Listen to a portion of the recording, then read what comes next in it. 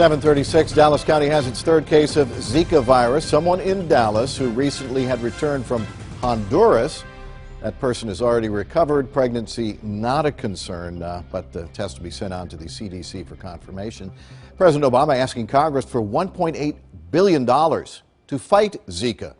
Congressman and physician, Dr. Michael Burgess from Denton County.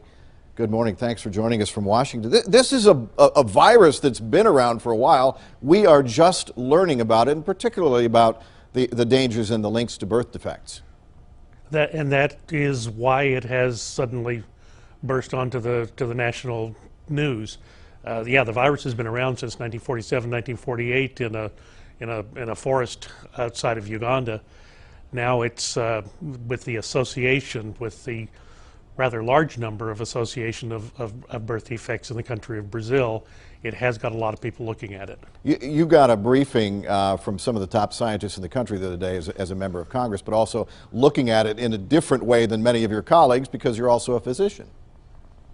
Yes, and sure, I'm very concerned about this. I mean, I think I heard someone say this is a wolf in sheep's clothing.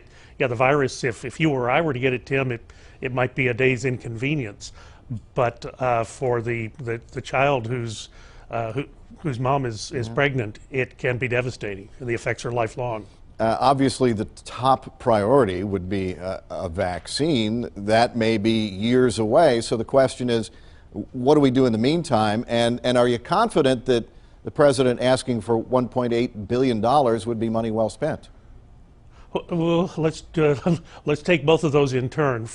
I would say what I learned yesterday at the briefing from Dr. Fauci was the vaccine may be a year away, not years away. So a little bit of good news there. It's quicker than I might have anticipated.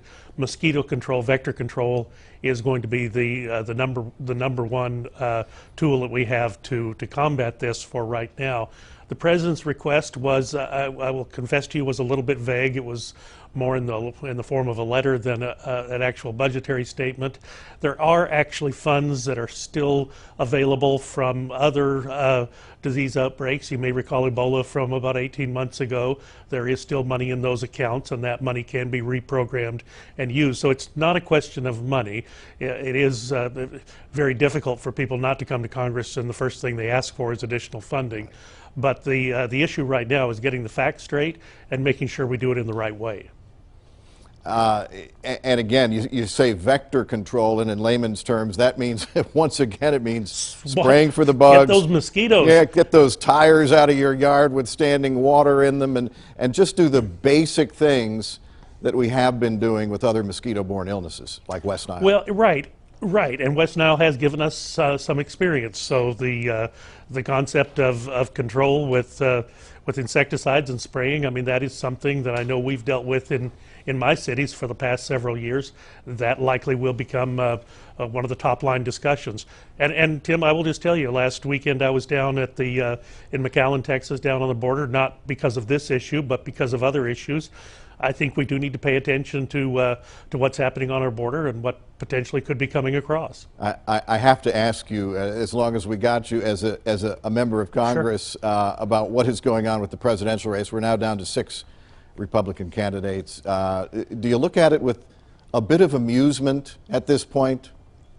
Well, I endorsed Senator Cruz when he ran for Senate, so I tell people he's a pre-existing condition with me. I'm all in for Ted Cruz, and I think he's going to do very well in the state of Texas. But you're correct. It has been interesting / fascinating to watch, and certainly unpredictable. What would your counsel be to Republican voters who are vetting these candidates with the March 1st primary coming up here in Texas, which is the earliest it's been in a very long time? Yes, it is.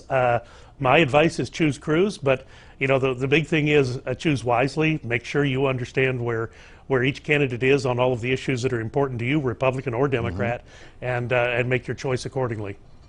Dr. Burgess, thanks very much. We appreciate it. Tim. We have a link to the more information, latest reports from the Centers for Disease Control on fox4news.com.